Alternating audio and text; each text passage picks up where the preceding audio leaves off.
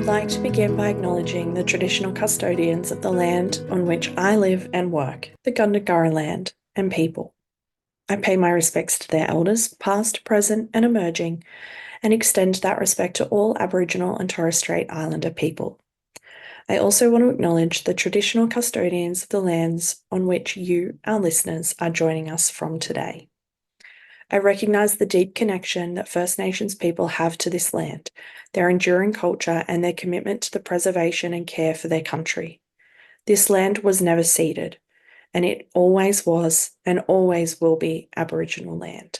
Welcome to Beyond the Surface. This is a space for conversations that sit at the edges of faith, identity, power, and recovery, especially for those of us who have been shaped, stretched, or harmed by fundamental religion or high control systems. Some episodes are personal, some are reflective, some are educational or curious or quietly disruptive. All of them are grounded in lived experience and a deep respect for the complexity of leaving, questioning, and rebuilding meaning. We will be talking about religious trauma, various forms of abuse, cult dynamics, queerness, and recovery, not in neat answers, but in honest conversations. In listening to these conversations, some parts might be heavy or activating for you. Please take care of yourself while listening and feel free to pause or step away if you need to. I'm Sam, and I'm really glad that you're here with us.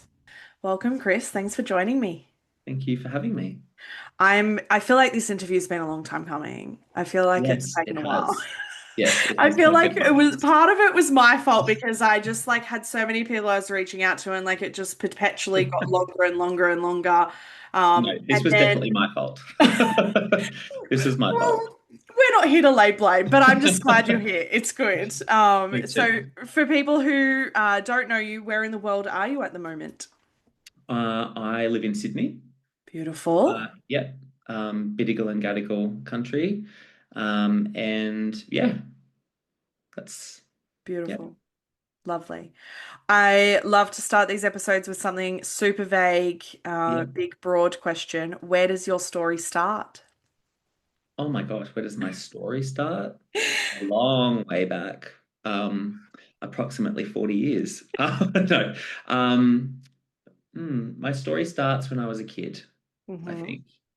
Growing up in church. Hmm. Um, Grew up in a charismatic Baptist church, Okay. which was a little bit unusual. I guess I Okay. remember my first memories of church from the 90s, and I would have been 7 or 8, Mm. um, and going to this charismatic Baptist church.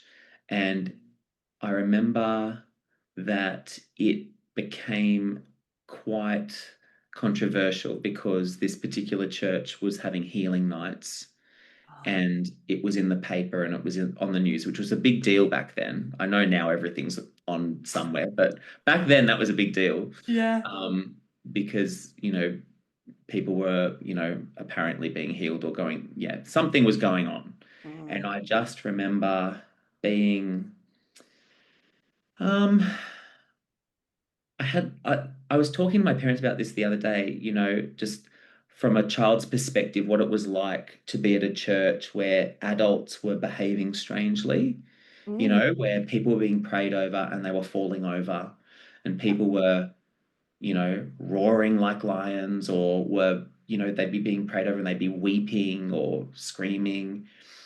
Um, and I remember being distressed at times as a kid because it felt um, like the adults in your world are supposed to be the ones that kind of have it all together. And it just felt really, not that I would have articulated this at the time, but thinking back to it, I remember feeling like, what's going on, and feeling a bit unsafe at times because so many things were happening around, and it wasn't an unsafe place. Um, and you know, I enjoyed parts of it, but I do remember that feeling of sort of like, who's kind of in, like, is anyone here like of a sound mind, you know, Yeah, at I any one mean, time that's like, kind who's of, the grown you up know, here? yes, well, kind of, you know, and I Yeah. mean, it was the 90s. So back then the kids in the church, we used to go play down in the car park underground, and like all the parents would be upstairs falling over and doing all that stuff. Not saying that disrespectfully. Um, Yeah. and then we would go up, and I remember, I mean, we were like 7 or 8 or something, and so I remember being prayed over and falling backwards and stuff. And I mean, I don't know that I did it consciously at the time, but I'm pretty sure I faked it a few times, Yeah. as kids would, you know. I mean, when you're Absolutely. seeing adults around you doing it. So Yeah. anyway, It's like mimicking um, behavior. yeah, Yeah. and I there's a few memories from that time, and they all kind of smushed together for me, Mm. probably between the ages of like 7 and 12. At some point in that period, I have a vivid memory of um, uh, a person, my childhood friend's father, actually, who I knew very well, saying to my dad that someone had come in off the street and asked for healing because they were gay, homosexual. And so they'd come off the street. And so they had prayed over this person. And I remember hearing my friend's father say, "Oh, and this guy, we prayed for him, and seven demons came out of him. Bam, bam, bam, bam, like this." And it was like, I don't know if they knew that I was listening, Mm. but it freaked me out because at that point, I knew that I was gay, even though I hadn't sort of fully admitted to myself. I did know. Um, and I started thinking, what if I've got a demon in me? Yeah. Because if that gay man had 7 demons, you know, and I've started to notice that I Mm. am definitely attracted to males, Yeah. then I must, you know, there must be at least one demon inside me. And that was a really frightening thing, especially I think because of the like I'd seen people being prayed over and screaming. Like, you know, when you grow up in a church like that, I'm not saying they're bad, but Yeah. when you grow up in a church like that and see that kind of stuff, and then you go, hold on, what if I've got one in me? And you know, you've heard something that really makes it seem like that could be real. Mm. And you've grown up believing completely in demons and in, you know, spiritual warfare and all of that stuff. It's terrifying. And I remember being very scared of that and praying over and over and over again, you know, just that God would take the demon out of me, or that, you know, he'd protect me from it. Yeah. Um, Was that the first time you had yeah, heard people around you talking about someone who was gay? no, I feel like, so I can't ever remember hearing an explicit sermon or anything on gay people, Yeah. but I do remember knowing Mm. very strongly that gay people were considered um, disordered, but not only that, it was linked somehow to pedophilia. Yeah. And I remember my dad saying a few things because I asked a few questions one time. We were driving through King's Cross, and mum and dad were talking about something they probably shouldn't have been talking about in front of me. and I and I had a question, and I sort of said, you know, what, you know, why would why would people do that? And Yeah. I just remember that there was I can't remember what the conversation was, but there was some link made Mm. between homosexuals and pedophiles, Yeah. which again, unfortunately, was not uncommon in the early 90s. No. That people would sort of, you know, this idea that gay people were dangerous for children. Yeah. You know, I mean, even like back, you know, was it the 60s when like the Anita Bryant Mm. crusade, like over in the US, you know, that big Yeah. thing about save our kids. Yeah. Like I that feel was like it's still, not get it's felt like it's only gotten marginally better, to be fair, when yeah, like the look, it's drag changed. conversation It's and things changed like a that bit. still. It's Yeah. definitely changed a bit, but Yeah. I mean, certainly I remember in the early 90s that there was that, and like I was aware of it. Yeah. I don't know exactly how I became aware of it, but I do remember it's like, kids hear things, like this is the thing. You say things are said in church, whether it's an overheard conversation, like me with my dad's friend or with my friend's dad, um, or if it's from the pulpit, it doesn't matter. Those Mm. things that children hear are absorbed Yeah. and they carry a lot of weight because, especially in like a faith community or something like that, it's like as a child, you hear it and you think these people know what they're talking about. You know, Yeah. these are my trustworthy adults. They're part of my trusted community. Yeah. And so, um, so it wasn't the first time that I'd heard anything about Mm. gay people, but certainly it's probably the most memorable because for me, because it was just so scary, Yeah. you know? Yeah. Yeah. Do you remember what you, and this might be a really tricky question, but do you remember what you as a child did with that fear? Like, what did you do with it? Um, I was a very anxious child. Yeah. And uh, unfortunately, I carried that fear along with the fear of hell, which was a very real fear for me, Yeah. and the fear that suddenly the rapture was going to happen and that I would be left behind. And how's the last Those, few weeks been all of for these, you? oh my gosh, I'm fine now. Oh, I'm fine now. But I'm like so glad. honestly, as a child, and even I like honestly, as a teenager and as an older teenager too, I Yeah. was absolutely terrified of the Oh, rapture happening yeah. and that I was going to be left. Yeah. And it didn't matter how much, and even honestly, even into my 20s, because even how no matter how hard I tried to be evangelical or to be, Mm, a really good Christian or to be, and like I loved Jesus, yeah. but I just had this feeling it's not enough because I'm so bad. Something within me is broken and something within me is so repugnant to God that I'm going to be left behind. And so I carried all of those fears with me from a very young age. I really held on to them Mm, into adulthood.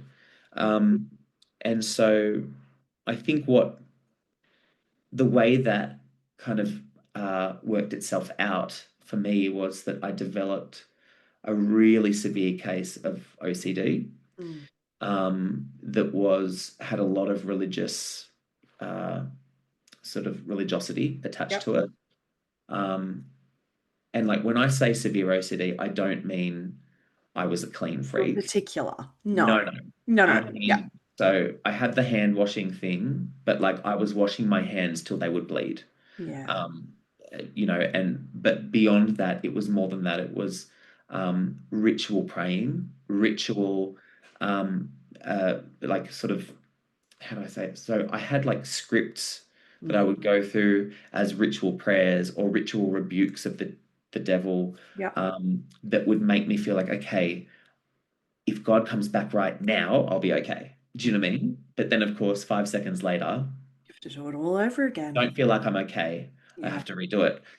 And so these ritual prayers and these sort of yeah, it took over everything, and it was to the point where getting dressed in the morning would take, you know, a significant amount of time. So this is like so a breakdown of me getting dressed at one Yeah. point was I would have to get all my clothes out and lay them without touching on the bed, but I'd take one item out, put it on the bed, shut the drawer, walk around the room 3 times thinking about certain things or praying these ritual prayers, Mm, get back to the drawer, open the drawer, put it out.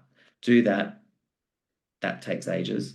It had to feel right. It had to feel like I like I had to mean the prayers. So it was like a very, it wasn't like a sloppy kind of like, I just need to get through this. It was like my whole mind and body had to be Yeah. focused, and it was so tiring. And more often than not, I would make a mistake or I would feel like I didn't mean that enough, and everything had to go back in the drawer and I had to start again. And so it would take, like, sometimes, hours to do things. Yeah. Um, I developed a uh, really significant fear of, this will sound really stupid. I don't know how to explain this without it sounding silly because it is a ridiculous concept. But somewhere I got this idea that, um, you know, that you could sell your soul for things. Hmm. And of course, with OCD, you have a lot of intrusive thoughts, right? And so the intrusive thought that I would have was, if I ever wanted something, even something like a glass of water, the thought would pop into my head, oh, I'd sell my soul for that. And then I would have to, um, I mean, I'd freak out and I'd go through, but Jesus, and like go through these prayers over and over and over again. And then, I'd make up a little rule to say, I'm not allowed to have that drink of water until the clock turns over past midnight, because then it's a new day. And somehow that made it, like just weird. It's people with OCD listening here will probably Yeah. understand. Yeah. Um, but yeah, so I think that's how all those fears that I had really manifested themselves with it was very severe OCD. Yeah. Um, and yeah, I have memories also of walking around the school. I went to a Christian school and really being like frightened. This was when I was older, I was probably 14 or 15, but really being frightened that I might have a demon in me that was like causing this Mm.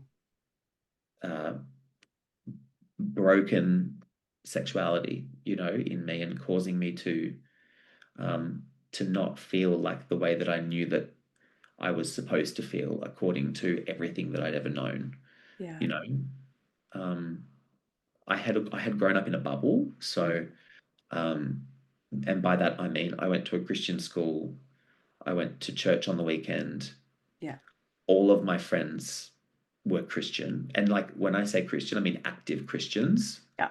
not nominal, like active Yeah. Not the Christians. So like, lukewarm yeah, every like no, but Easter really Christmas that was kind. my, but like, and Yeah.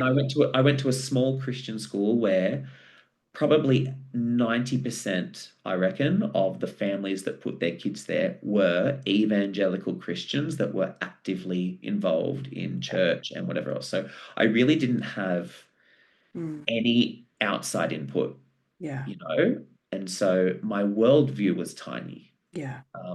even as a 16-year-old. Yeah. I mean, I know that we'll talk a lot about like the way that, the church and your sexuality and all of that are Yeah. intertwined, but I'm curious how your family, like your parents and the church responded to the OCD. Well, thankfully, the church, I know it sounds like one of those churches, but the church was not the type of church that would say that mental illness was caused by a demon, thankfully, Great, we love that which at is least. great. And so I was diagnosed with OCD quite quickly, Okay. I think around the age of 13. Yeah.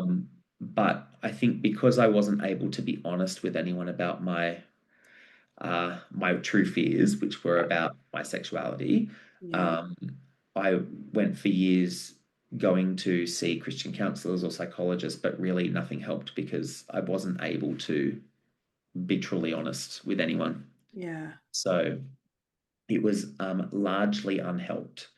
And it got worse and worse Mm. uh, as I got older. And in the end, so I was also very Christian, like, you know, Yeah, I mean, very, I do like to very. ask early on in these episodes, like, who was God to you throughout all of this? Like, what Um, was your faith like? so I feel like my faith had kind of two parts to it. There Mm. was one part of my faith where I was like, I know that I love Jesus. Yeah. I know that I really genuinely love God and I want to serve him. I want to do the right thing. Mm. You know, loved going to church when I was older because I went to a different church, had made friends there. Yeah. Um, I really felt, yeah, I didn't question whether Jesus was real. It was just something that I knew, you Yeah. know. So there was that side of it. But on the other side, I was extremely legalistic, Mm. evangelical to the point of like, I mean, I had questions about how I didn't have questions about whether God was real or about whether the Bible was real or whether Jesus was real. I had questions about, how do I know that I've ticked all the boxes? How do I know that I've done everything? How do I know that this verse doesn't mean that I should be, for example, giving away everything that I own? Yeah. What if Yeah. it means that literally, and so I was evangelical to that point, and very like I would have these things and then I would give away like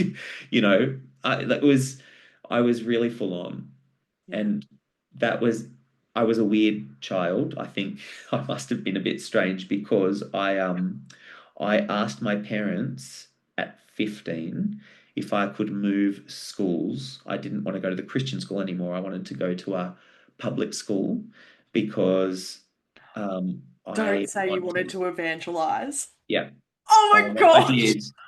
Well, it wasn't quite so like I'm Oh, gonna save everyone. It wasn't like that. It was more like I don't have any non-Christian friends. yeah. And at youth group, we talk a lot about telling our non-Christian friends about Jesus. Yeah. And I don't know any non-Christians. There is no one in my world that's non-Christian. And I really wanted to share that with people because the Jesus that I loved was a loving, Yeah.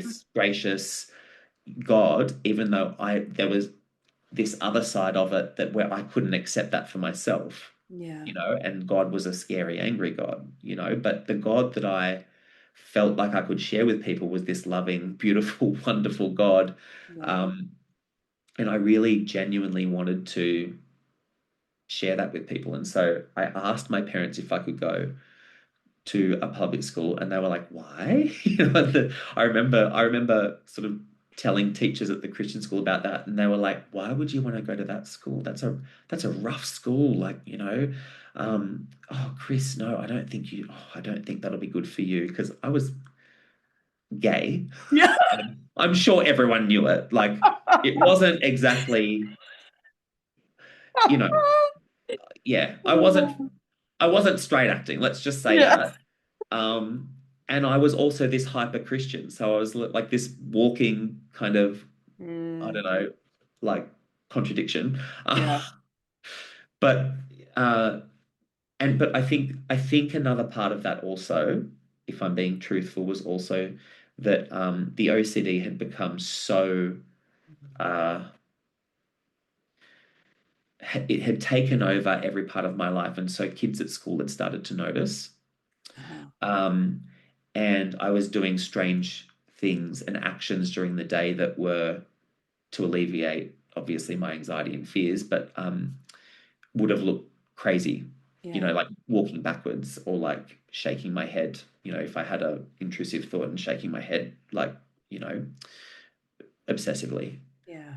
So I think part of it was also I just need a clean start. I just need to go somewhere else. So I think there was a couple of different reasons, Yeah. if I'm honest. But yeah, when I moved to this school, wow, like I look back on it and I cringe. Like I was so cringy. Like I Um, I would struggle to like me. Like now, looking back, I'm like, I wow, often say the same thing. that was no, but wait for it. It was full on. I was 15, Yeah. okay? I've rocked up at this public school. I don't know anyone. Don't Yeah. know anyone. Rocked up. Um, kids immediately saw that I was like a weirdo, I think, Yep. or And you knew at I was least. odd, Yeah. knew, but also that I was a bit strange. Keeping in mind that I had grown up in a bubble, I didn't know anything. I wasn't allowed to watch The Simpsons. Like I was not allowed to read Harry Potter. Yep. Like it was all that stuff. And so um, there was a lot of things that I just hadn't engaged with before that were normal, in the real world, Yeah. um, for kids my age. And so the first thing I did, and this was on the second day at this new school, I decided that I was going to invite everyone to my baptism. And so I spent all night on my computer on, um, making these invitations, and they had little cartoon characters on them. Oh, Like, bless. honestly, I swear, I just want to I want to go back in time and like throttle myself. And it was like, yeah. And anyway, I reckon I printed probably about 100 of them. Oh, And I walked around the school with this bundle of ridiculous invitations, and I was handing them out to everyone. And when I say that it was met with ridicule, like yeah. I cannot overstate how ridiculed I was.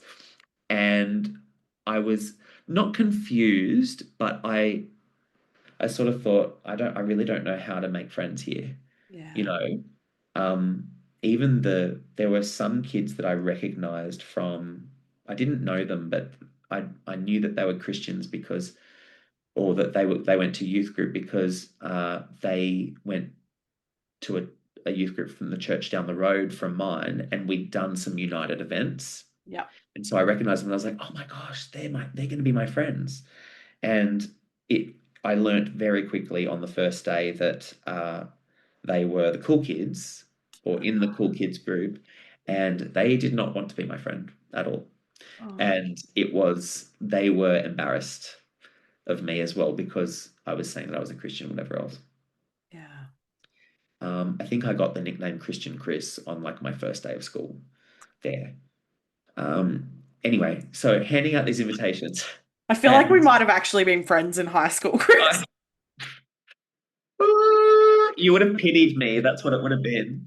But actually, do you know what? So this is actually a really great story, actually. Like I love it because it's true and it's just Yeah. I don't know, it really taught me something at the time.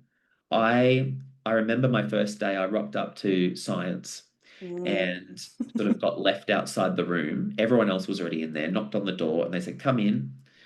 And like, you know, the new kid walks in and it's just awful. Sit down in the front row, whatever. And the lesson kind of washed over me, but I remember partway through they said, "Oh, turn to the people around you and start talking about this concept." We were learning about light. And I turn around and this kid behind me, the only reference I had to what this kid looked like was Marilyn Manson. Like he was full gothic, wearing makeup, everything, black hair, and I remember he was he was sitting there. This sounds very dramatic, but he was sitting there leaning forward and he had black hair coming over his eyes and he was just tapping his black nails and sort of looking at me like this. And I immediately was like, dear Jesus, please protect me. Like I was like, oh my God, start, oh my gosh, oh my gosh, oh my gosh. Like I saw that he had a pentagram around his neck and I was like, oh, he's a witch. Oh my goodness, I've heard about, witches Yeah. and whatever else. And like, I went like evangelical crazy. Um, I wasn't unkind and he didn't notice me doing any of this, I don't think. He probably saw that I was a bit like, oh, like a Taken bit shocked. aback. Yeah. Anyway, so whatever, handed out all my invitations to anyone that would take them. And I had kids sort of take them and then screw them up and chuck them. I had one kid, he was skipping class, I think, and I was late to class. And he was smoking a cigarette. And I walked past him and he goes, "Hey." "Hey, new kid, are you handing out invitations? Oh, can I have one? Thanks, buddy. Oh, thank you." And I was like, "No worries, get it out of my, give it to him." And I just remember I was walking off and I was like, "Thank you, Jesus. That was amazing." Turn around and I just see him setting it on fire with his, Oh my like, goodness. like it was just, that Oh, was, your poor little heart. look, listen, like honestly, I had to go through it. I had Oh, to realize, I realized very quickly I have grown up in a way that has made me very strange. And I knew that I must be strange. And it yeah, was probably a good thing that I went through that because I needed to know. yeah. It was many years before I would realize what not strange meant, but there you go. But anyway, long story short, what happened was I got to the end of that first week and I had 20 or 30 invitations left. And these two girls came up to me and they were kind of the punky looking kids. Mm. Um, and they came up and they said, "Oh, you're Christian Chris, right?" I was like, "Yeah, I guess."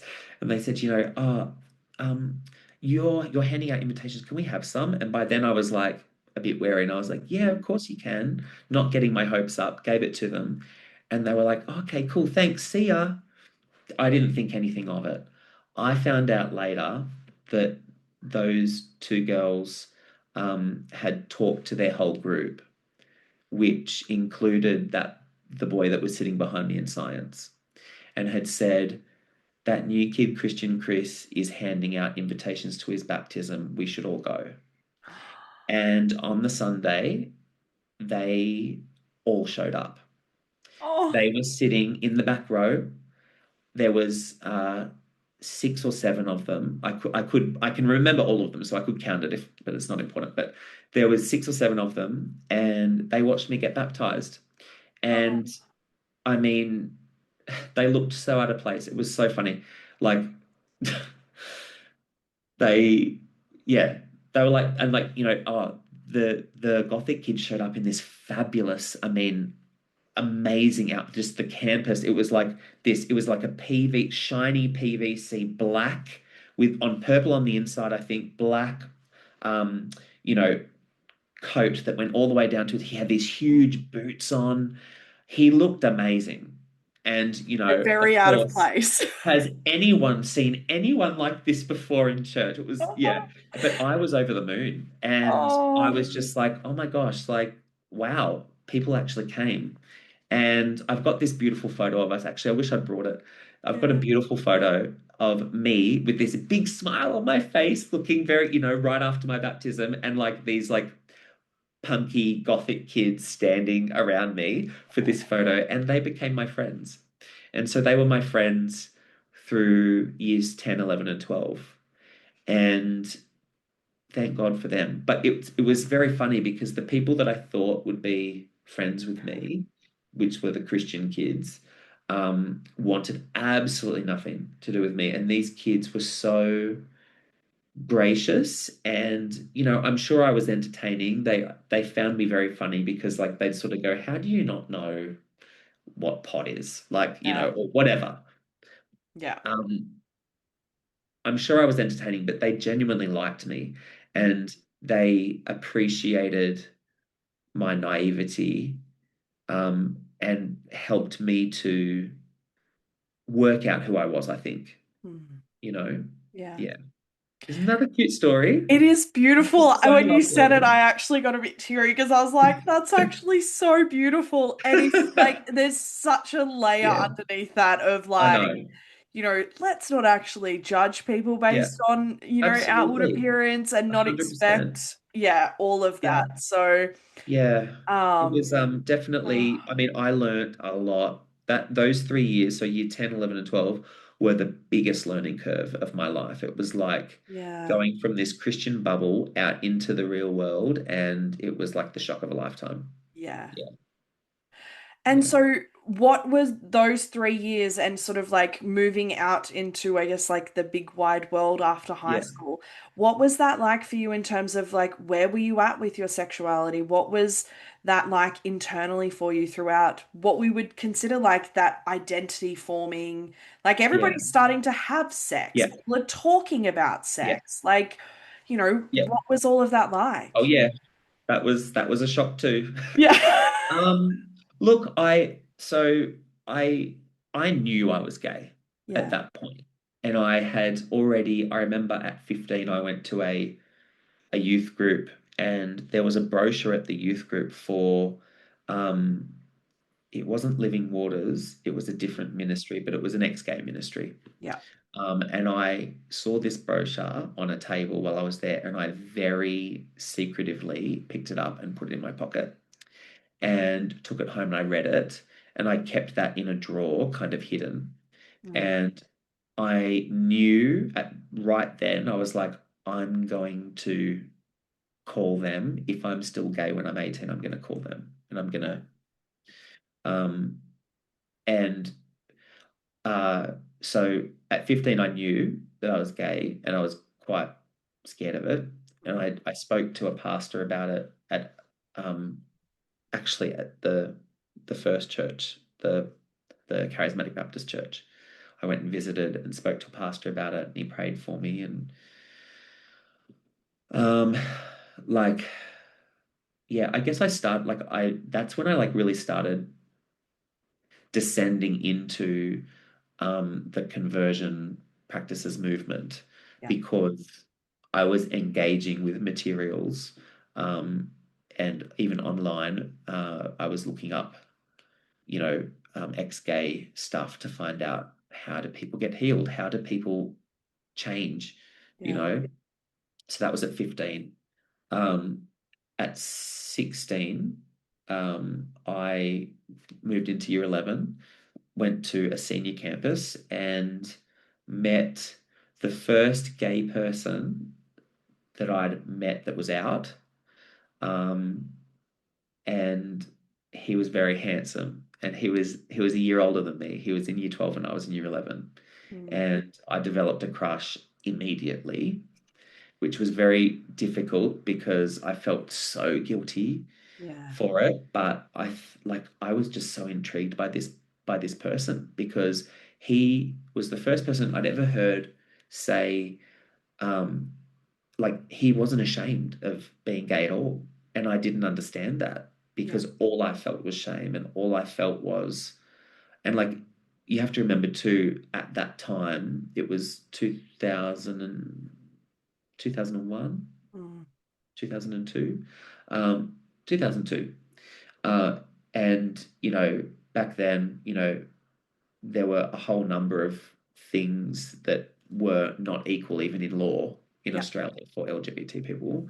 Yeah. Um, like, even Centrelink didn't like recognize gay relationships. And so there was this sense, for me anyway, I can only speak for myself, there was this sense that not only does the Christian world kind of reject gay people, and I wasn't really super aware of trans people Yeah. back then, but I knew that the church rejected gay people, and so did kind of the government, and so did society in general. It was like, it was a negative thing, Mm, and that's how I felt. And so to see this kid he must have been 17 at the time, be so confident and happy.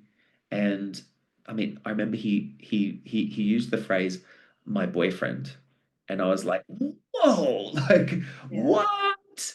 How he's got a boyfriend? Like, what? That doesn't make any sense. Yeah. Um, and that was really, I think it was important for me to meet him, because, and yes, we did date for a very short, like 2 weeks, but it was the best 2 weeks of Yeah, my I life love at that for that you. point. I was very excited because he also happened to be the hottest guy at the school. So, um, Yes. you know, so yeah. But Uh, yeah, so that's where I kind of mm, started to get a different view Yeah. on homosexuality. Um, and obviously, the friends that I had made were kind of part of this alternative group. Mm. And so they kind of embraced him. And I ended up later that year going to drama camp and coming out at drama camp. So Okay. it's all very, a little bit stereotypical there, but yeah, I came out at drama camp and I was already struggling at church because I think, sorry, if this is too much information, just tell me to move on. It's But like, fine. I think when so I can talk for hours, so just tell me because I do have ADHD, so I will It's all just. right. Same. We're a match made in. Oh, great. So we'll be here till midnight. Yeah. Um, no, I think I was really struggling with working out who I was. Yeah. And so I was trying on a whole lot of different things. And so, I became friends with these kids. And so I started to adopt some of the things they were wearing. And I started to listen to some of their music. I didn't really like it. I was a huge Spice Girls fan. Still Oh, am. the mug. Um, Love it. but I was trying on these different things. So I started wearing, look, I look back at photos and I'm like, Mum, why did you let me go out looking like that? And she's like, Dal, you thought you looked amazing. And I was like, okay, Oh. well, okay.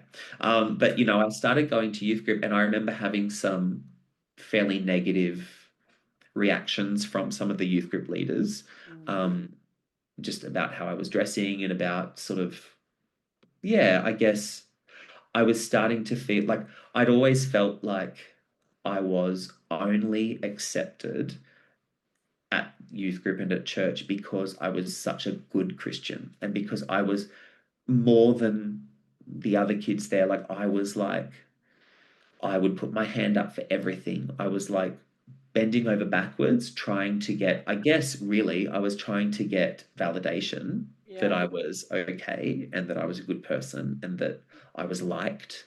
Hmm. And the way I got that was by complying with all the norms of church, but also by um, serving Yeah. a lot, Yep. like going to church all the time. I would walk there after school and like go and fold newsletters, or like I remember cleaning the church during the holidays because I was like there and I was like, do you want me to just like, yeah, no, I'll do that. I'll do, I was that kid. Um, and when I stopped doing those things Mm. and started to kind of try on a couple of different things, like different clothing or whatever, I felt the distance was immediate. And Yeah. I started to kind of feel very distanced from Mm. the leadership at church, but just I felt very judged. Yeah. Um, and so when I went to this drama camp, I was already in a place of really feeling like an outsider Mm. at youth group and at church. My friends at school, they were real. They were talking about real things. Like they were talking about stuff like, like I don't know, like the issues that I came across with them. It was like I had friends that were, I think, like 15 living out of home, Yeah. and like had like they told me they'd never had like a passion fruit before or something, and it was like that was shocking to me, and like just I don't know, I was coming across these things and I was like, this is real. And at church it's like we're just talking about abstaining from masturbation and Yep. about like we're talking about Jesus and we're talking about not being lukewarm Christians and all these things, but I was kind of like, what about all this real stuff? Like what about drugs? What about Homelessness. sex, Yeah. homelessness, Yeah. like I was kind of like my friends had opened the real world Yeah. up to me, and I sort of, it didn't feel like church or the youth group at that time was, I don't know, like I was coming up a little bit short Yeah. there. And so I started to move a little bit away. And so I went to this drama camp and came out. and came out in a big way. And came back and told everybody because I Okay. was like, you know what? I'm just going to be loud and proud, and I burst out of that closet, man. Like I, yeah, um, Okay, I'm going to ask yeah. a question here though, because you burst out of the closet, but I know from personal experience and from a lot of other people that we can come out, but Yeah. it doesn't necessarily mean that we are affirming of our sexuality in that Oh moment, and no. it doesn't mean there is an absolute chaos and mass Yeah. amounts of pain and shame and all of Oh, the things that come after that. So, yeah. what was the window of time between, I guess, when you did have that big coming out to when you actually felt self-affirmed at home in yourself and in your sexuality? A couple of decades actually. Yeah. So after coming out and stuff, I mean, there was stuff at church that sort of I felt really rejected, but I was also very indignant about it. And sort of Yeah. I was very like I was a little asshole too. Like I was angry. I think like I You're had a a lot. teenager. Well, yeah, I was a Yeah. teenager, but I was also a teenager that had kind of been in this like it was a pressure cooker really because like sort of stuck in this like bubble with all these things going on that were very scary and very like bubbling below the surface that I didn't know what to do with. And and all of a sudden I had these friends at school that were kind of like, you're okay, like, whatever. And so I was really angry. I was angry that church wasn't a place where I could be honest Mm. um, about myself, and that if I was, that I felt that I would be rejected, and that, Yeah. I felt really, yeah, um, I was angry. Yeah. And so I kind of, yeah, I guess I made a big thing of being gay at church because I just wanted to kind of rub people's face in it. Which is, very 16 years old of me, or 17, whenever I Yeah. was at the time, 17. And anyway, so uh, about 6 months later, my family took me to Tasmania with my brother, and we went and stayed in a Christian village down there to to do a Christian like conference that went for several days. But this particular Christian organization had actually bought up a tiny village in Tasmania. I don't know if you know who they are, but they had, yeah. So uh, this whole village was Christian, and it Oh, was quite bizarre.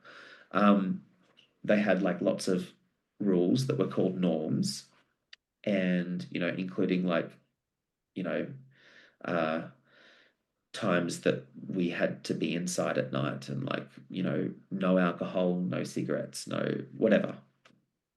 And so we went down there, and I was not happy, like because mm, even though, okay, so like I was gay and I was out and I was pretending to be really out and proud and fine, yeah. but on the inside I knew this was going to be short-lived because I knew that I still believed in hell, and I didn't want to go there. Yeah.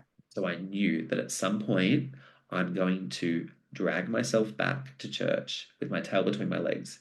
And I didn't want to go to this little Christian village because I was a bit scared that that was going to kind of, I don't know, I was really uncomfortable there. Yeah. But anyway, after being there for about a week, I decided that I was going to be ex-gay.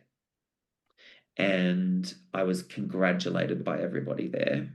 I All bet. the leaders, or like it was, you know, they set me up with youth workers that were in Sydney, Christian youth workers that were working in Sydney, to have regular check-ins. And uh, so I had Bible study every week with them, and I would go and help out at the youth centre that they were running. And I got that little pamphlet out that I'd kept in my drawer, and I started Googling, and I had gone to my pastor before this when I was 16 and told him that I think I might be gay. I think this might have been the catalyst for me being a bit angry at the church, actually. I'd gone to him and said to him, I think I'm gay and I don't know what to do with it. And he told me it can change. You can be healed. And he introduced me to Ron Brookman, who was the director of Living Waters at the time. Yeah. Um, so I was 16. Um, and at the time, the pastor sort of said to me, and I really looked up to him very much. He was quite young. Um, and he said to me, we could, let's meet regularly and sort of, I can talk to you and whatever else. And like, honestly, at the time, I was like, I'm just desperate for like some sort of like affirmation that I'm okay and like whatever. So I was like, yes, great, let's meet. So I thought we were going to be meeting regularly. And he said, you need to tell your parents if we're going to do that. So I came out to my parents and then we never met and never sort of spoke about it again. And so I think that's where a bit of my anger came from Yeah. and sort of spurred me on to sort of come out and be whatever, because that happened just before I went on that drama camp. So I'm going the timelines. Okay. But yeah, anyway, so I decided that I was going to do this Living Waters course that had been introduced to me by Ron, and that I would do it when I was 18. Mm. So, but I decided that first I was going to go back and live in that little Tasmanian village for 6 months, and I was going to do, yeah, Right. 6 months there. So I went and did that, um, which was interesting. I look, I loved it. I made lots of friends and I was super super Christian again. So I Yeah, was I mean like that's like it it was like would have been yeah, and intoxicating almost. I made friends and we sort of try and like sneak out at night after the curfew and all, just being Yeah. stupid. And it was fun. But there was a guy there uh who two guys actually who became my best friends. Yeah. And they were both blokey, and they were both so. Um, One of them was 22. I was only 18, and he was muscular and like just everything that I wished that I was. Yeah. Very good looking. All the girls in the village were like swooning. Yeah. And he wanted to be friends with me, and I was like, "That's great." Like, Hmm. what? Me Yeah. too. Like, you know, but it was really confusing because like I had read sort of and heard from I'd gone to like some Liberty Christian Ministries nights and stuff, and I'd heard from them that, when you're struggling with homosexuality, you're supposed to have male friends that like affirm your identity as like a straight male Yeah. and that you can have healthy relationships with. And so I was like, Hmm. wow, God, thank you for providing this. Like, this is great. Like, my conversion's already started. But literally, I just had like a massive crush on him. Yeah. And like, but like I struggled, like I berated myself over that and I Oh. struggled a lot with it because on the one hand, I was like, I really need this friend. Like, I need these friends. And on the other hand, I was like, am I sinning every time? Like, I I don't mean, know. that's like So torture almost. It's it like was. And of self-induced course, the torture. OCD, the OCD went Yeah. nuts because then I was like back to praying, asking for Yeah. forgiveness every 10 seconds. Because if I looked at him and thought he's so good looking or whatever, I'd be like, oh my God, Yeah. I have to. It was really confusing, very difficult. Um, yeah, it was a really confusing time. But Yeah. then at the end of that 6 months, I moved to Canberra to do the Living Waters course. And the reason I moved to Canberra was because I was encouraged not to go back to Sydney because that was where all my Sydney friends were, and that would probably not help Yeah. me with my, separating myself from gay, you know, Culture. yeah. Yeah. even though I'd only dipped my toe in it, like it wasn't even, but like it was like, Yeah. yeah, They get didn't away want from you to dip Sydney. anything else in it. Yeah. Oh Lord, let's not go there. But like I, oh, that's so great. I really just wanted to be able to concentrate on it and just Yeah. go somewhere where no one knew. Everybody would have known, but Yeah. like no one knew, and sort of started again, and yeah, Yeah. so that's what I did. Oh. And so, I mean, I think a lot of people have the assumption, and I know that it's starting to break down a bit now, that, Yeah, conversion practices are you are going and you are engaging in a program or with someone or something like yeah, that. And so, and we know now, like, we know that that's not the case, that a lot of no, conversion practices are self-induced and are internal absolutely. and all of that sort of thing. And so, how long would you say you were engaging in these practices, like internally and externally for? It's really hard to know. So, I mean, my journey with I like to explain first, and I think it's really important to explain first, particularly with all the stuff that comes out of America, like in pop culture Mm. and everything about conversion therapy. Yes. It's really important, and I'm talking from an Australian perspective here, Yeah. even though this would be true for other places, but I'll leave it with just Australia. Conversion practices conversion practices have looked different at different times in history. Yeah. So we don't need to go into what it used to look like. We know that castration and all those things were part of it. Yeah. Um, so conversion practices have looked different. In the 90s, there was camps. There was, Yes. we go to, or like early 2000s, we go to a course, we do, whatever, or have an exorcism, whatever it is. Yeah. Um, these things change. What doesn't change is the ideology that Yeah. underpins those practices. And Yeah. the ideology is essentially, and this has been backed up by the amazing research that came out of Victoria that was done over several years. Yeah. Um, World first, too, because it really looked at that ideology. So most studies and most sort of academic papers and things had looked at the practices themselves and Yeah. the impact of the practices, but this was like, no, let's talk about the ideology. Yeah. And that's really important because the ideology is essentially, um, it's nuanced and it can be complex, but essentially, um, uh, LGBT people are broken Mm. or disordered, or somehow their sexuality or gender identity uh, is not right. It's not Yeah. of God. And I'm not talking about sin. Yeah. Not talking about sin. I mean something is uh, Not natural. not natural, not of the Yeah. natural order. Yeah. You know. So that's number one. Number two, therefore, it can or should be healed, changed, or suppressed. Yeah. Um, Number three, your LGBTQness Mm. is has cause, and the cause of it is negative. Yeah. Now, those causes can be a whole range of things. Some people think it might be a demon. Some Mm. people think that it's because you were subject to trauma as a child. Some Yeah. people think it's because your father or mother was abusive, or because they left you or abandoned you, or whatever it is. Yeah. It has a negative causation, Yeah. right?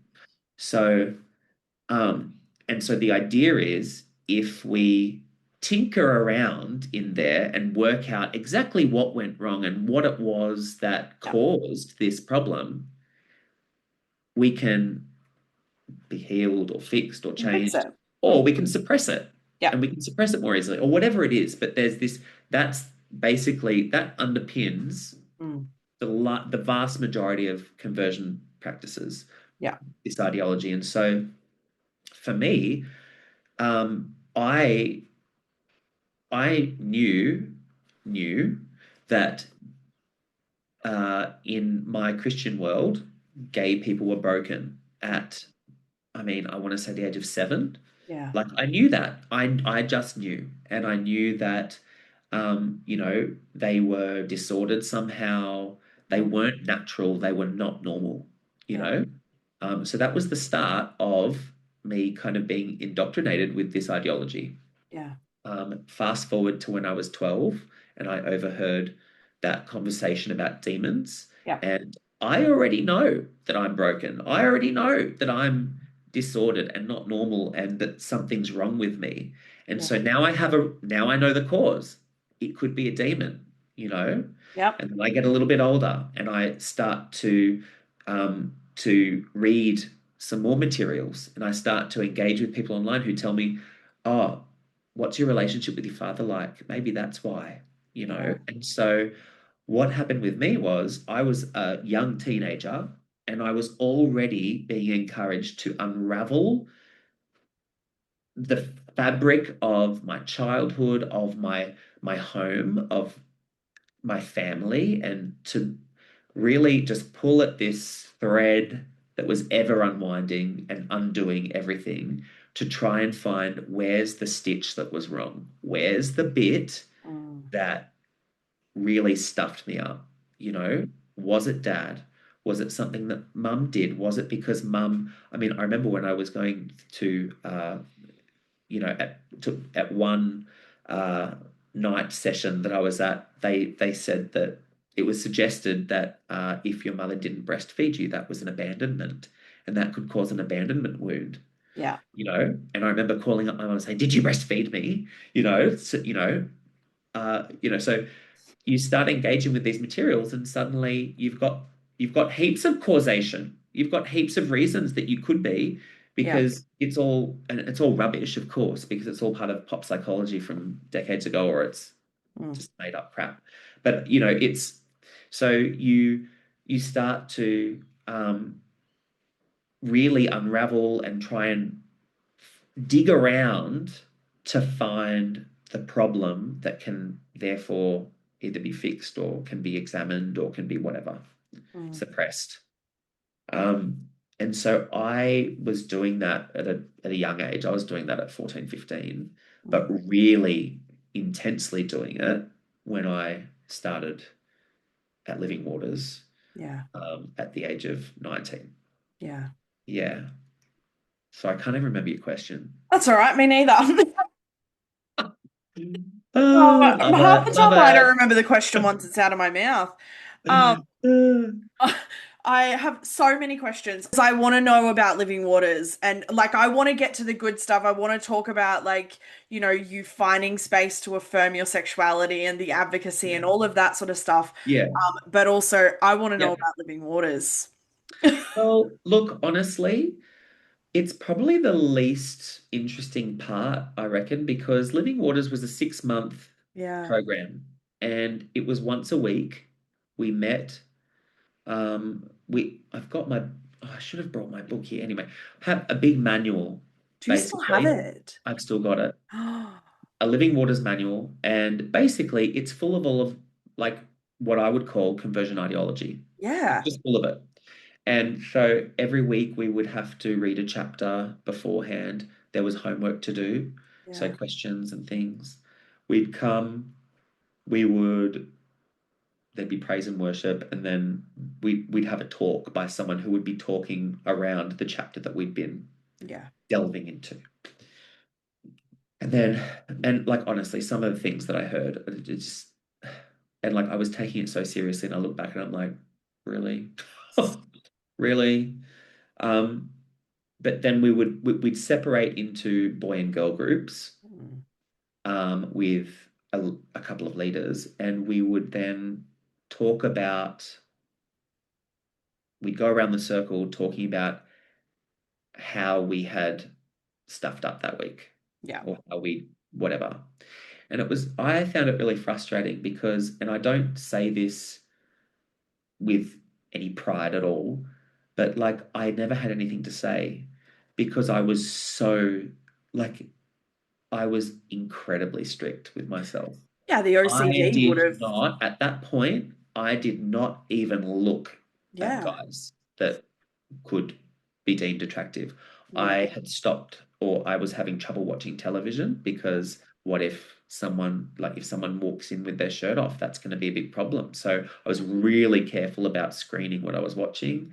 I was very like I only had Christian friends again, so I'd sort of gone back into this Christian bubble, and like my celibacy was complete celibacy. I don't need to go into that, but it was Yeah. complete celibacy, and Yeah. it was like that for years. Yeah. And so I would go into these group things, and every week it was like going around the circle, and it'd come to me, and I'd say, I really don't know. Like, I feel like I'm supposed to have something to say here, but I don't. Like, I know that I'm still gay. That's all it is. But I'm trying everything Yeah. to change it. And, and so we'd talk about things, and then we'd be anointed with oil and prayed over. But there's a couple of, I do remember the distress of some of the other guys that were in the group when they would be confessing Yeah. slip ups, as they called them, or whatever, um, and just the shame that they had. Um, and at the time, I'm ashamed to say now that I would judge and sort of be like, oh, they obviously don't want to be healed. Do you know what I mean? Because I'd be Yeah. like, I'm doing everything, Yeah. and you guys come here every week and you've stuffed up. Like, I didn't say that, but that was my thought process was like, I am doing this 100%, Mm. and God is gonna heal me. Um, but looking back, the shame that these guys felt, oh, and like at the time I thought they were big things, but now I'm like, they were such nothings. Like they were nothing, Yeah. and the stress and the self-hatred and everything. And I have to also say this, the leaders of Living Waters, I think, had good intentions. And I do say that. I know that some people will not like me to say that, but in my Living Waters experience, they weren't gay. They weren't ex-gay. They were straight men Oh. who had gone to Living Waters for other reasons, because Living Waters wasn't just an ex-gay Yeah. ministry. It was about broken sexuality, which also included, according to them, you know, cheating and Yeah. like whatever else, Yeah. sex addiction, Yeah. whatever else. So Pornography, that sort of thing. Yeah. yeah, pornography. Yeah. So um these leaders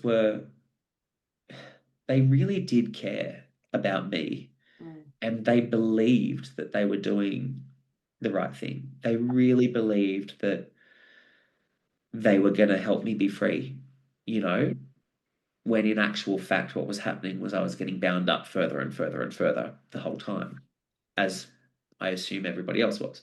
So, um, yeah, but that's basically all it was. Yeah. And this is what I mean by when I say the practice that itself wasn't the Mm. damaging part.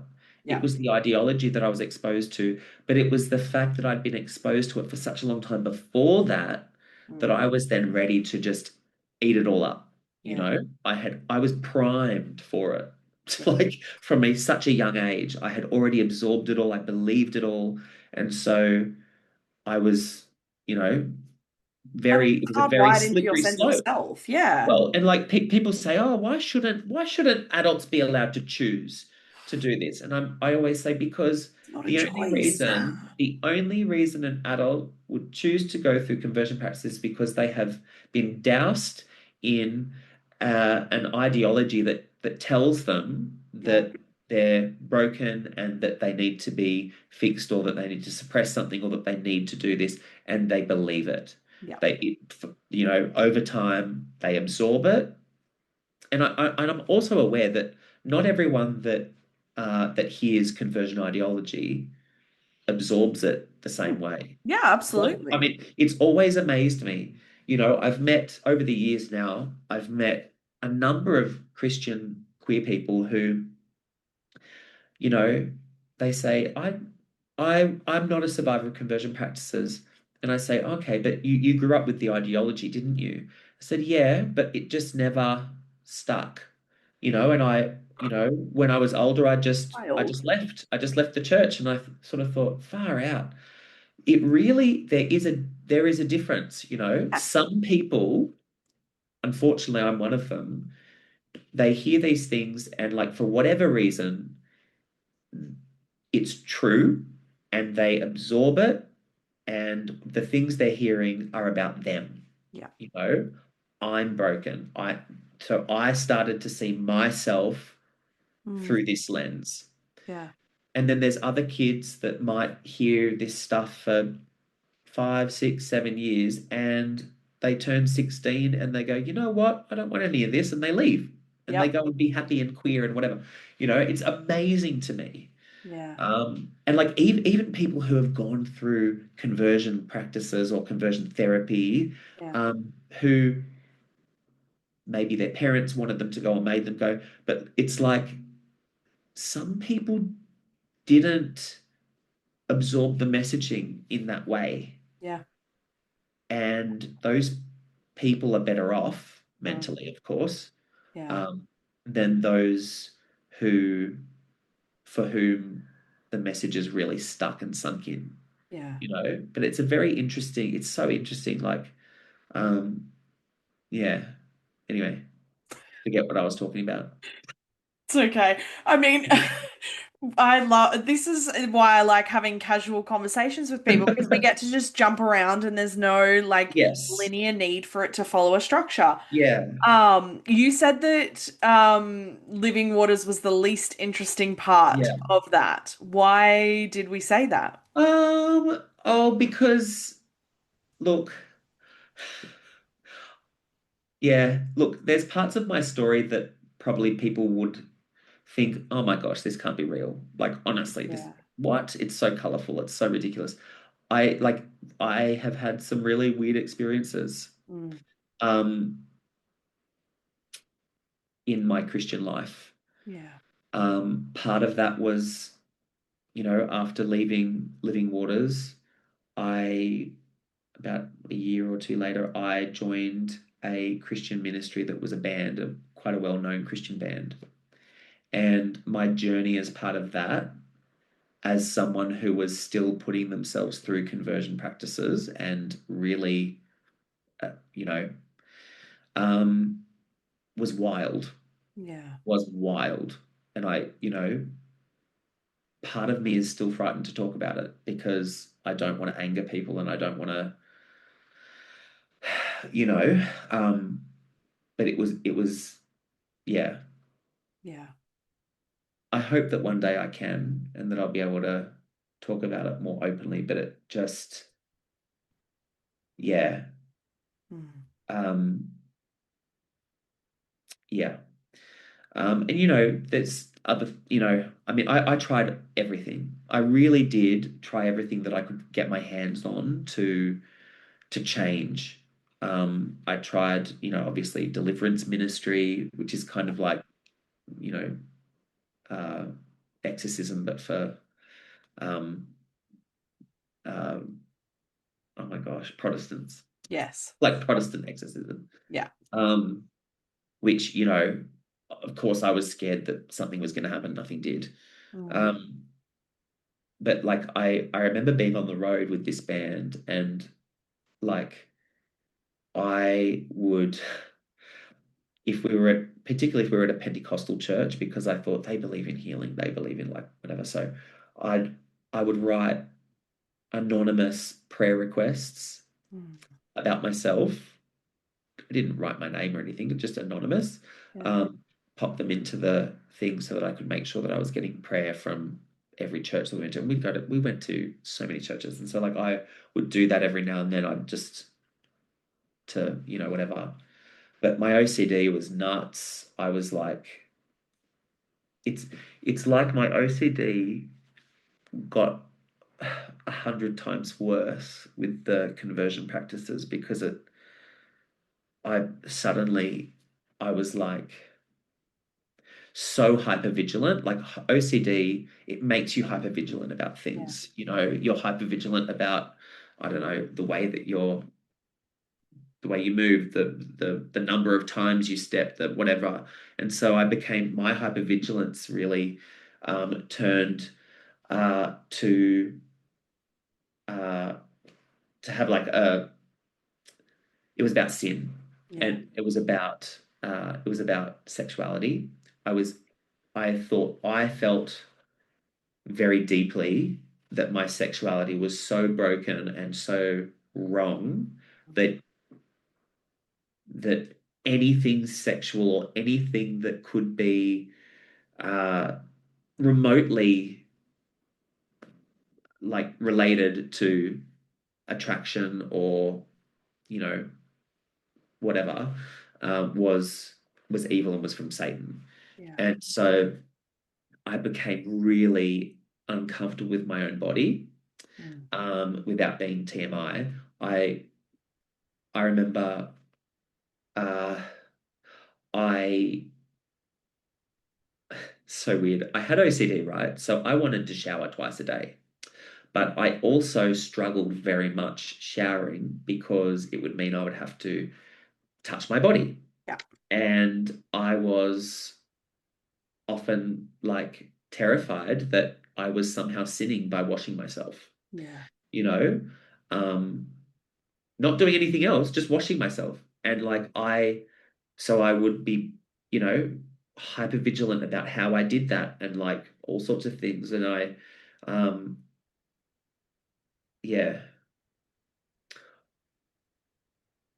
yeah, it was like I was really in a prison. Like it was like being in a prison. And I was trapped by my own mind. Yeah. And I do feel that that was really made very strong by conversion practices and the ideology that I'd sort of grown up with and that I'd absorbed. Um, I remember one of the things actually I wrote a short story for Lucas Wilson's collection of Survivor It's so stories. good. Lucas was on the podcast not too long ago. Yeah, Yeah. yeah. Um, And so when I wrote the story, I didn't want to write something that was about some sort of like I could have written about exorcism, I could have written about anything, but I didn't want to do that because I was like, it's not about the practices. I want to focus on something that's not shock horror.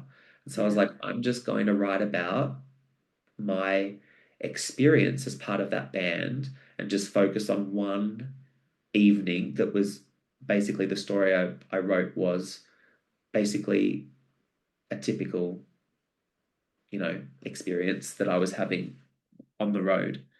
And I wrote about um, being being on stage and being like, celebrated and sort of everyone really enjoyed what we were doing and sort of, I guess, saw us as like great Christians and like we were these young people that were so passionate about Jesus or whatever. Yeah. But I remember vividly getting off the stage often and looking around at the church and just looking at the young people that were my age at the church and how free they were. Mm. They were, there'd be guys with their girlfriends and they'd be draped over each other and they'd be, they weren't scared of their sexuality in the way I was. Yeah. They were free to, you know, be be with each other. They were free to hold hands. They were free. I wasn't free to do any of that. And I was scared of that. And I remember looking around several times um, and just feeling so alone Yeah. because there was no way that I could connect with any of these people. And my other bandmates they were all so personable and I could be as well, but like towards the end of my time, I was really struggling. Yeah. Um, and I just remember watching them and they would connect with the cool guys at church and like whatever. And I just couldn't. I didn't know how. I was very awkward around other guys. I didn't like to talk to them because just in case I would sin and like set myself back.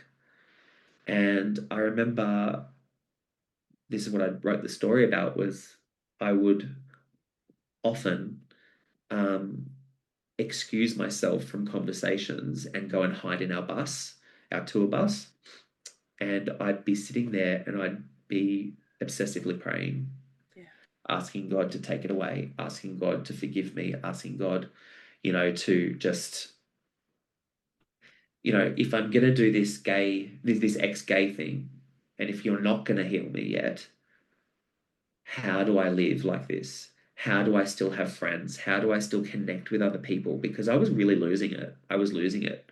And anyway, when I left the group, I ended up leaving the band, and it was very difficult to leave for a number of reasons.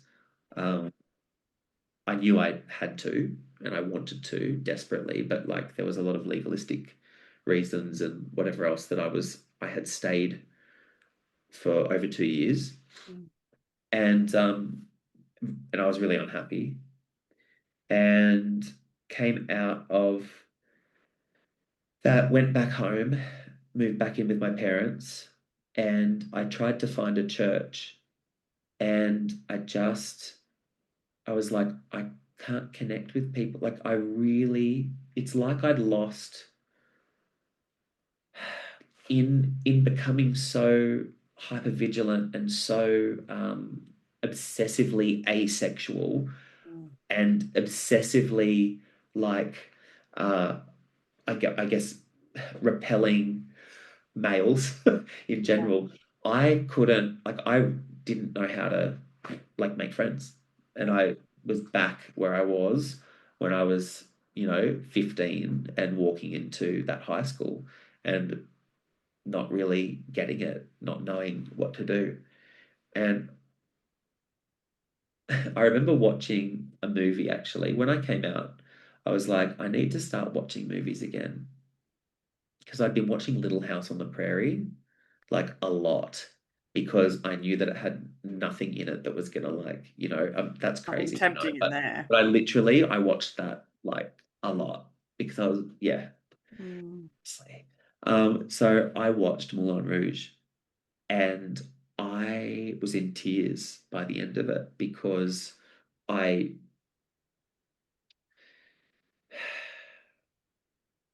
I was like, I want love. Like I want that. I want to fall in love, even if it's only for a short time, even if I die, even if the person dies, I have to experience it. Mm. And I actually went back to the church that I'd gone to youth group at, Mm. and I spoke to the pastor who had introduced me to Ron Brookman, and I talked to him about it. And he sort of said, "Oh, well, it's probably not a good idea for you to watch those movies." And I left and I felt so deflated and empty because I thought, if that's the answer, I'm already doing it. You Yeah. know, if that's the answer, I'm already doing it. And I'd had a few people of late who I remember, she's my best friend actually, but we were in the band together. I remember walking through Melbourne with her and towards the end of my time with that band. And, she knew like my struggle, and she knew how hard I'd tried. And she said to me, one day she said, "So, how are you going with the whole gay thing?" And I said, "Well, I'm still gay. Like I'm ex-gay, but I still struggle with the fact that I'm gay." And she said, "Oh, but have you really given it to God? Like, have you really actually given it to God? Like I feel like there must be part of you that's holding on to it because if it wasn't, then he'd take it. You just need to really give it to him." And I was Mm. speechless Yeah. because I didn't know anyone who had tried harder, and there Yeah. was no way I could have tried harder. And I was so upset that like this person who had been there for this journey, for a lot of this journey, and who knew my story and who like, you know, was thinking maybe Chris kind of still wants to be gay and that's why God hasn't healed him, you know? And so that, and then this pastor and like just a few interactions really like were weighing very heavily on me. And I was like, I know that I have done everything that I was supposed to do. Everything I've been told to do, I've done. Yeah. I've done more than that. I've tried to bribe God by giving all the money that I had into, I've tried repeated praying, repeated deliverance ministries, repeatedly like just trying to starve it out of myself by like not looking at anything, and I was still undeniably same-sex attracted. Yeah. And I just I think I kind of cracked a little bit and I went a bit, I kind of went a bit nuts. And well, not nuts. No, I won't say I went nuts. I think I really was a shell of a person at that point. And Yeah. my parents were very concerned. Yeah. They had watched this decline from when I was a teenager and starting to do this ex-gay stuff. They watched this decline, you know, over several years to this point where my mum now, I've spoken to her a few times about it. She said to me, you were like a shell of Chris. You had stopped laughing, you'd stopped singing, which is like, if you know me, I sing constantly, and everyone thinks it's beautiful except for the people that I live with. So, that's how much I sing.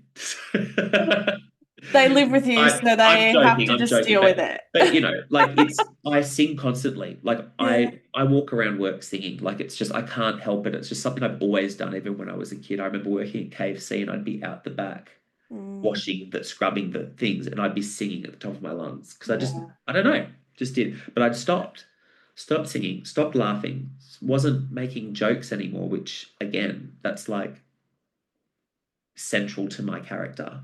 And like just I don't know, like just I'd become not Chris, Mm, and my parents had become really concerned. mm, Um, and over a number of years actually. Um, and so they my mum my mum took me out for coffee one day and sort of said to me, listen, how are you going? And I was like, yeah, I'm fine. Because I was really closed. Like I was not an open book. yeah. Um, and she said, look, Dad and I have been praying and we're really worried about you. You're not yourself. And Yeah. I was like, well, I'm not supposed to be myself, you know? I'm not supposed to be myself.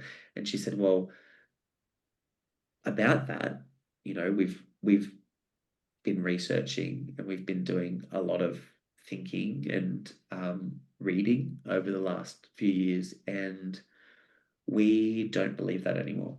And I was like, what? What? And she said, maybe if God hasn't healed you, it's because there's nothing wrong with you. And you would think that that's the point where I go, oh, and embrace her and go, oh my gosh, thank you. No, I was very upset Yeah, because I imagine. I was like, first of all, you guys would like had encouraged me to do this for This a is in start. me because of you. Yeah. Secondly, I was like, do you not believe in the Bible anymore? The Bible's Yeah. pretty clear about it, and I went full evangelical and was like, Yeah. the Bible, the Bible, the Bible. And she said, look, no, anyway, long story short, my parents helped me to um, slowly become okay with being gay and accepting it. And at first, it was very small steps, but those steps were short and fast Yeah. because it was like, okay, I'm not I'm not going to call myself ex-gay anymore. I'm not going to lie about it. I'm going to start going to a church, and when I go to a church, I'm not going to lie and say that, you know, I just haven't found the right person or that whatever. I'm not going to pretend that I'm interested in any of the girls. I'm going to be honest and I'm going to say I'm actually gay. I'm not ex-gay, I'm gay. Yeah. And that's where it started. And that wasn't me going, I'm going to be gay and be going around, but it was like, I'm going to be honest about who I am. As we wrap up, just a heads up that this is a two-part conversation. Part 2 is coming next week in the next episode, and we'll pick up right where we left off. Thanks for listening to Beyond the Surface. If this episode resonated, challenged you, or named something you've struggled to put words to, I'm really glad you found your way here. You'll find ways to connect, learn more, and explore further in the show notes. As always, you are good, you have always been good, and your story matters always.